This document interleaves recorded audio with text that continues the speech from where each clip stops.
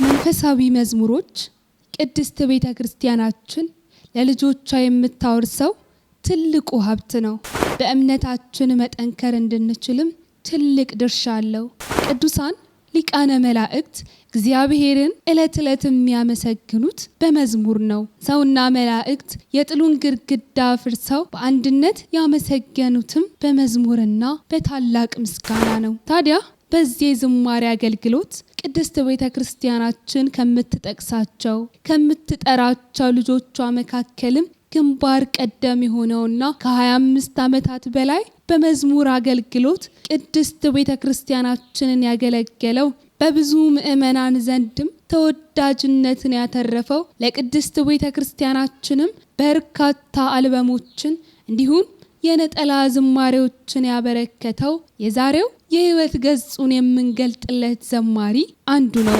ከምንም በላይ በሚዘምረው እርሱ ከልብ የሚያምንና ልብን የሚነካ በመዝሙር ውስጥም የአምላክን ምሕረት የድንግል ማርያምን አማላጅነት እንዲሁም የቅዱሳንን ክብርና ፈጣሪ የሰጣቸውን ጸጋ የሀገርን የቤተ ክርስቲያንን ጭንቅና መከራ ከልቡ የሚገልጽ ፈጣሪን ከልቡ የሚማጸን ድንቅ ዘማሪ ነው። ዕለት ዕለት ከአፉ በማትጠፋው እመቤታችን ቅድስት ድንግል ማርያምንም ባለው ልዩ ፍቅር የተነሳው በዓይኑ መስሏት ዓይናችን ነሽ እያለ አወድሷታል።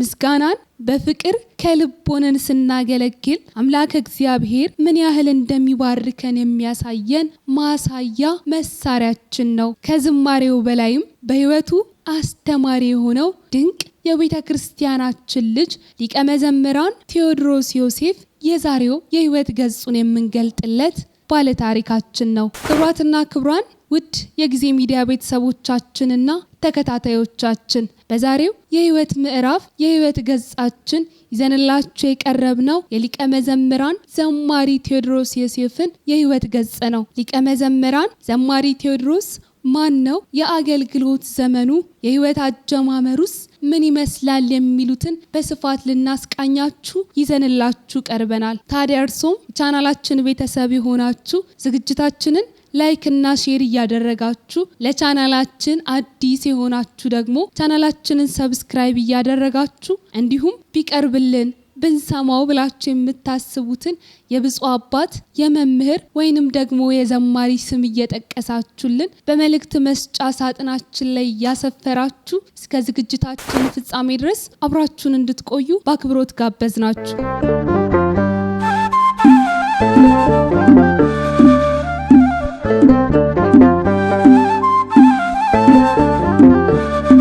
ሊቀ መዘምራን ቴዎድሮስ ዮሴፍ ማን ነው ብለን ስንጠይቅ ቀጥታ ወደ አእምሯችን የሚመጣው ድንቅ ዘማሪ መሆኑ ነው። ታዲያ እርሱም ቢሆን በድንኳኔ እልልታ ሙሉ ነው፣ በድንኳኔ ዝማሬ ሙሉ ነው፣ በማንነቴ ላይ እግዚአብሔር ታላቅ ነው በሚል በዘመረው ዝማሬ ባወጣው መዝሙር የእርሱ ማንነት እግዚአብሔር የሚመሰገንበት በብዙ ውጣ ወረዶች ቢፈተን እንኳን ፈጣሪ በሚሰጠው ጽናትና ብርታት የሚታለፍ መሆኑንና እንደውም በአንድ ወቅት በአንድ ቃለ መጠይቅ ላይ ሲጠየቅ ዘማሪ ቴዎድሮስ ማን ነው ተብሎ ሲጠየቅ እንደመለሰው በአርአያ ሥላሴ ተፈጠርኩኝ የዕለት እንጀራዬን ስጠኝ ብዬ እግዚአብሔርን የምጠይቅ እንዲሁም መልአኩ ቅዱስ ገብርኤል ደስ ይበልሽ ብሎ ያመሰገናትን እመቤታችን ቅድስት ድንግል ማርያምን እያመሰገንኩ የምኖር ደስተኛ ሰው ነኝ በማለት ስለ ራሱ በድንቅ አመላለስ ስለ ማንነቱ ገልጿል።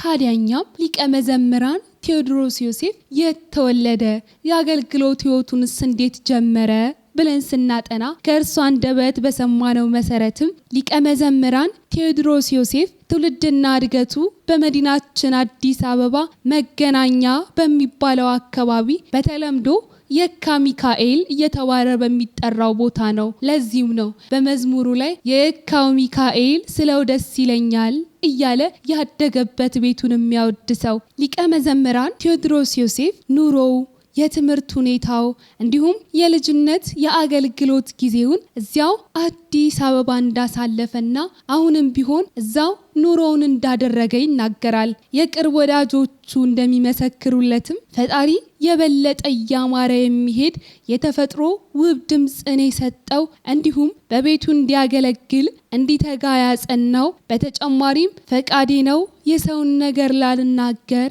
በሚለው መዝሙሩ የሚገለጽ ጠባይ ያለው የሰዎችን ክፉ ነገር መናገር የማይወድ ለሁሉ ቅን የሚያስብ ሰው አክባሪ ወንድማችን ነው በማለት ሊቀ መዘምራን ቴዎድሮስ ዮሴፍን ወዳጆቹ ይገልጹታል። ታዲያ ሊቀ መዘምራን ቴዎድሮስ ዮሴፍ የአገልግሎት ጉዞውን አንድ ብሎ የጀመረው ተወልዶ ባደገበት አካባቢ በሚገኘው የካ ደብረ ሳህል ቅዱስ ሚካኤል ቤተክርስቲያን ሰንበት ትምህርት ቤት ነበር። በዚያ ሰንበት ትምህርት ቤትም በዝማሬ በአብነት ትምህርት እንዲሁም የተለያዩ ትምህርቶችን እየተማረና ኮርሶችን እየወሰደ ነበር ያደገው። እንዲሁም ቤተክርስቲያንን በብርቱ እያገለገለ በዚህም መሰረት እንግዲህ የአብነት ትምህርቱን ውዳሴ ማርያምን፣ መዝሙረ ዳዊትን በትጋት ተምሮ በማጠናቀቅ ዲያቆን ለመባልም ችሏል። በድቁና አገልግሎትም ቅድስት ቤተክርስቲያንን በቅዳሴው እያገለገለም ይገኛል።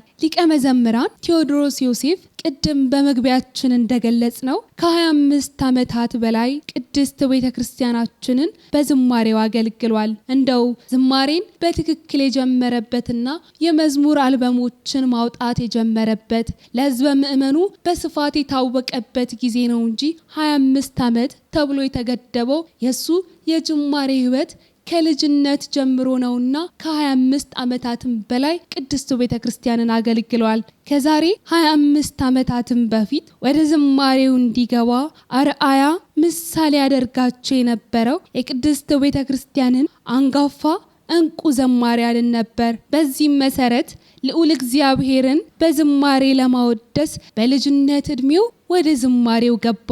ሊቀ መዘምራን ቴዎድሮስ ዮሴፍ ያልዘመረባቸው የወንጌል ርዕሰ ጉዳዮች የሉም። ከቤተ ክርስቲያናችን ነባር ዝማሬዎች በመነሳት ከሀሌታ እስከ ወረብ፣ ከበለኒ መሃርኩከ እስከ እቀብ ህዝበ ወሰራዊታ ወደ መዝሙር በመለወጥ ትላንትን ከዛሬ ያገናኘ ድንቅ የተዋሃዶ እንቁ ልጅ ነው። የቅድስት ቤተ ክርስቲያናችን ኦርቶዶክሳዊ አስተምሮዋንም በዝማሬው በመግለጥ ያዘኑትን የሚያነቡትን በማጽናት የሀገርን የቤተ ክርስቲያንን ክብር በዝማሬው በመግለጥ አሁን ባለንበት ወቅት ሳይቀር ህዝቡን በዝማሬ የሚያጽናና ድንቅ ዘማሪ ነው። በማገለግለው አገልግሎት በመዘምረው ዝማሬ እግዚአብሔር አምላክ በብዙ እየባረከኝ እዚህ አድርሶኛል የሚለው ሊቀ መዘምራን ቴዎድሮስ ዮሴፍ እግዚአብሔር አምላክ ከሰጠው በረከቶች መካከልም ቤተሰቦቹ ቀዳሚና ዋነኞቹ እንደሆኑ ይናገራል። ቤተሰቦቼ ለኔ ፈጣሪ መርጦ የሰጠኝ እጅግ ድንቅ ስጦታዎቼ ናቸው በማለት ይገልጻቸዋል። ሊቀ መዘምራን ዘማሪ ቴዎድሮስ ዮሴፍ ከባለቤቱ ከወይዘሮ እመቤት ነጋሽ ጋር ጋብቻውን በመፈጸም ከ15 ዓመታት በላይም በትዳር ቆይተዋል። በዚህም መልካም የትዳር ህይወታቸው መልካም ልጆችን ማፍራትና ማግኘት ችለዋል። ሊቀ መዘምራን ቴዎድሮስ ዮሴፍ ሊቀ መዘምራን የሚለውን ስያሜ ያገኘው ከዛሬ 10 ዓመታት በፊት ሳውዝ አፍሪካ ፕሪቶሪ በተባለች ከተማ ለአገልግሎት ለቤተ ክርስቲያን ምረቃ ባቀናበት ወቅት ነበር። ይህንንም ስያሜ የሰጡት በወቅቱ የሳውዝ አፍሪካ ሊቀ ጳጳስ የነበሩት ብፁዕ አቡነ ያዕቆብ ናቸው። ስለ ዝማሬ አገልግሎቱም ስናነሳ ዝማሬዎቹ ስለ ዝማሬ አገልግሎቱም ስናነሳና ስናወሳ ዝማሬዎቼ ለኔ ልጆቼ ናቸው፣ ልጅ ደግሞ ሁሌም ጤነኛ መሆን አለበት የሚለው ሊቀ መዘምራን ቴዎድሮስ ዮሴፍ ዝማሬዎቹን ወይንም ደግሞ እስከዛሬ ድረስ ያወጣቸውን የመዝሙር አልበሞች ምንም እንደማያበላልጥ ይናገራል። ምክንያቱ ደግሞ እስከዛሬ ድረስ የዘመራቸው ዝማሬዎች የእግዚአብሔር ቃል ናቸውና የእግዚአብሔር ቃል ደግሞ መበላለጥ እንደሌለበት ይገልጻል። ሊቀ መዘምራን ቴዎድሮስ ዮሴፍ ከ11 በላይ አልበሞችን፣ የጋራ ዝማሬዎችን እንዲሁም የተለያዩ ነጠላ መዝሙሮችን ለቅድስት ቤተ ክርስቲያናችን ያበረከተ ሲሆን በርካታ የንስሐ ዝማሬዎችንም በዚሁ የመዝሙር አገልግሎቱ አበርክቷል። የሀገርን መከራ የሕዝብን ጭንቅ የቅዱሳንን ክብር የገለጠበትም ድንቅ ዝማሬዎቹ ተጠቃሾች ናቸው። እስቲ የሊቀ መዘምራን ቴዎድሮስ ዮሴፍን የዝማሬ አልበሞች እንዲሁም ጣዕመ ዝማሬዎች ከፋፍለን ለማየት እንሞክር። ሊቀ መዘምራን ቴዎድሮስ ዮሴፍ ከላይ እንደገለጽናቸው በበርካታ ዘውጎችና በበርካታ ርዕሰ ጉዳዮች ላይ የዘመረ ድንቅ የቤተ ክርስቲያናችን ዘማሪ እንደመሆኑ መጠን በአሁኑ ወቅት በምንገኘው በጾም ሰዓት የሚደመጡ የጌታችንን ሕማም የሚገልጹ የጌታችንን መከራ እንዲሁም ጌታችን ለኛ ለልጆቹ ያለውን ፍቅር የገለጸባቸው መዝሙሮቹ በበርካቶች ምእመናን ዘንድ ተጠቃሾች ናቸው። እነዚህም ዝማሬዎች ጌታ የሆነ ደምግባት አልባ መስቀል ላይ ያየሁት ፍቅር፣ በፍቅር ላዚምህ፣ እግዚአብሔር በእኛ ቤትና ሌሎች የጌታችንን ሕማም ለኛ ለልጆቹ የገለጸውን ፍቅር ያሳየበት ድንቅ ጣዕመ ዝማሬዎቹ ናቸው። እንዲሁም በእጅጉ አብዝቶ ስለሚወዳት ስለእመቤታችን ስለ ቅድስት ድንግል ማርያም ከአፉ ስለማትለየው እናታችን እንዲሁም ስለ ሌሎች ቅዱሳን የዘመራቸውም በርካታ ዝማሬዎች አሉ። ከነዚህም ዝማሬዎቹ መካከል ማርያም ማርያም ብዬ፣ አይናችን ነሽ ማርያም፣ አንድ እርምጃ ሳልራመድ፣ ለጥያቄ መልስ ስላጣው፣ እንዲሁም ስለ ቅዱስ ሚካኤል ስላደገበት ቤቱ ደግሞ ይበራል በክንፉ ሚካኤል ወረደ ብዙ ልጆች አሉት ያለና እንዲሁም ስለ ቅዱስ ገብርኤል ኃያልነ አንተ ሊቀ መላእክት አስደሳች መልአክ፣ ስለ ጻድቃን ስለ ሰማዕታት ደግሞ ቅድስት አርሴማ ርዕሰ ባሕታዊ እያለ ሌሎች ዝማሬዎችንም ለቅዱሳኑ እንዲሁም ለእናታችን ለቅድስት ድንግል ማርያም ጣዕመ ዝማሬውን አሰምቶ አወድሷቸዋል። እንዲሁም ሀገርና ቤተ ክርስቲያን በመከራ ሲከበቡ ሕዝበ ምእመኑ በጭንቅና በፈተና ውስጥ ሲገባ ስለ ቤተ ክርስቲያን መከራ፣ ስለ ሀገር መጪው ተስፋ በርካታ ዝማሬዎችን አስደምጦናል። ከዝማሬዎቹ መካከልም ጠቅሶ ለማለፍ ያህል ይህ አይገባትም፣ ሰላም ለኢትዮጵያ፣ መርከቧን የሚያውክ ንፋስ መጥቷል፣ ኢትዮጵያ ሰላምሽ ይብዛና ሌሎች ስለ ቤተ ክርስቲያን እንዲሁም ስለ ሀገር ጭንቅ ወደፊት ስለሚመጣው ብሩህ ተስፋ እንዲሁም ሕዝበ ምእመኑ ይጽናናበታል በማለት በጸሎት ጭምር በርካታ ዝማሬዎችን አበርክቷል። እነዚህም ዝማሬዎች በሕዝበ ምእመኑ ዘንድ አሁን ድረስ በእንባ የሚደመጡ በእንባ የሚሰሙ ዝማሬዎቹ ናቸው። ሊቀ መዘምራን ቴዎድሮስ ዮሴፍ በዚህ ብቻ አያበቃም። ወደ ራሳችን እንድናይ እኔ ማነኝ እንድንል በአገልግሎት እንድንበረታና በጸሎት ጭምር እግዚአብሔርን እንድንማጸን ሁላችንንም የሚነካ ሌሎች በርካታ ዝማሬዎችንም ለኛ በርክቶልናል። እነዚህም ዝማሬዎቹ ተግተን እንጸልይ፣ ከኔ በረታችሁ፣ እኔ አንተ ቤት፣ ፍቅርን ከክርስቶስ፣ ትህትናን ከማርያም፣ አንተን ማገልገል መባረክ ነው፣ ፍቃዴ ነው፣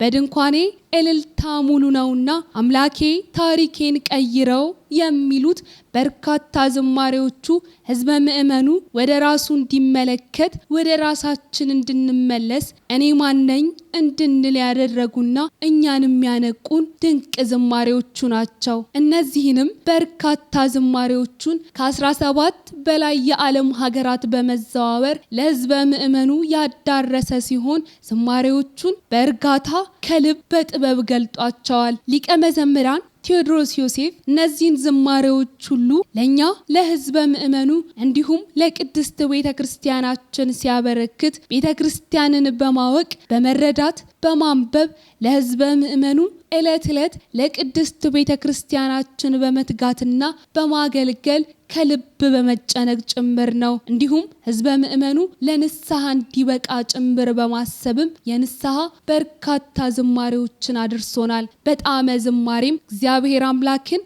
ቅዱሳኑን አወድሷል፣ አመስግኗል። በመጨረሻም አንድ የሊቀ መዘምራን ዘማሪ ቴዎድሮስ ዮሴፍ ወዳጃቸው የተናገሩትን በ10ኛው የአልበም ምረቃው ላይ ያሰፈሩትን ጽሑፋቸውን አስቃኝተናችሁ እናብቃ። ወዳጃቸው መጋቤ ምስጢር ብሩክ አስማረ ይባላሉ። ስለ ሊቀ መዘምራን ዘማሪ ቴዎድሮስ ዮሴፍ እንዲህ በማለት ነበር የገለጹት። የኦርቶዶክሳዊት ቤተ ክርስቲያንን ትምህርት በዝማሬው በማስተዋወቅና የዘመኑን የኦርቶዶክሳዊት ቤተክርስቲያንን ትምህርት በዝማሬው በማስተዋወቅና ያዘኑትን በማጽናናት እንዲሁም አዳዲስ በስርዓተ ቤተክርስቲያን ለሚጋቡ በዝማሬ እያደመቀ መላውን የኢትዮጵያ ከተሞች በአፍሪካ፣ በአውሮፓ እንዲሁም በመካከለኛው ምስራቅ በአሜሪካ ባሉት ግዛቶች ክርስቶስን ቤተክርስቲያንን ተሸክሞ በብርቱ እያገለገለ እነሆ 25 ዓመታትን ደፈነ። ይህም ሲባል የመጀመሪያ አልበሙን ካወጣበት ጊዜ ጀምሮ እንጂ ዘመኑን ሙሉ ልጅነቱን ሙሉ ለቅድስት ቤተክርስቲያናችን የሰጠ ዘመኑን ሙሉ ልጅነቱን ሙሉ ለቅድስት ቤተክርስቲያናችን የሰጠ ድንቅ ዘማሪ ነው። ዛሬም ከቤተ ክርስቲያናችን አልተለየም። በዚህም በ25 የአገልግሎት ዓመታት ያላነሳቸው ጉዳዮች አሉ ለማለት ይገብዳል። 5ቱ አዕማደ ምስጢር፣ 7ቱ ምስጢራተ ቤተ ክርስቲያን፣ ክብረ ቅዱሳንን፣ ነገረ ማርያምን፣ ስርዓተ ቤተ ክርስቲያንን፣ ነገረ መስቀሉን እንዲሁም በሰው ልጆች ሕይወት ያለውን ደስታና ሐዘን፣ ማግኘትና ማጣት፣ ህመምና ጤና፣ ሰላምና በረከት፣ ወድቀው መነሳትን፣ የተዋህዶን የአገልግሎት ሩጫ ከሜዳ ሳያዛንፉና መስመሩን ሳይለቁ ለዚህ ክብር ለታላቅ ቦታ ደርሰዋል። በአገልግሎት ጊዜ የሚገጥማቸውን ፈተናዎችና ተግዳሮትን በመቋቋም ለዚህ ደርሷል። በርካታ የምስጋና መዝሙሮችንም ለህዝበ ምእመኑ ማበርከት ችሏል። ይህ የቤተ ክርስቲያናችን እንቁ ልጅ ከዚህ በላይ ቅድስት ቤተ ክርስቲያንን የሚያገለግልበትን እድሜ አምላክ እግዚአብሔር ልዑል እግዚአብሔር ይስጠው ማለት ብቻ ነው የምንችለው በማለት ስለ ሊቀ መዘምራን ቴዎድሮስ ዮሴፍ ወዳጃቸው መጋቤ ምስጢር ብሩክ አስማረ ገልጸው ነበር። ውድ የጊዜ ሚዲያ ቤተሰቦቻችን እኛም ለሊቀ መዘምራን ቴዎድሮስ ዮሴፍ ከዚህ በላይ የሚያገለግልበትን እድሜና ጸጋ እግዚአብሔር አምላክ እንዲሰጠው እየተመኘን የዛሬው ዝግጅታችንን የህይወት ምዕራፉን ያስቃኘናችሁን የህይወት ገጽ በዚህ አበቃን። በሌላ ዝግጅት በሌላ የህይወት ምዕራፎች እስከምንገናኝ ሰናይ ጊዜ ተመኘን።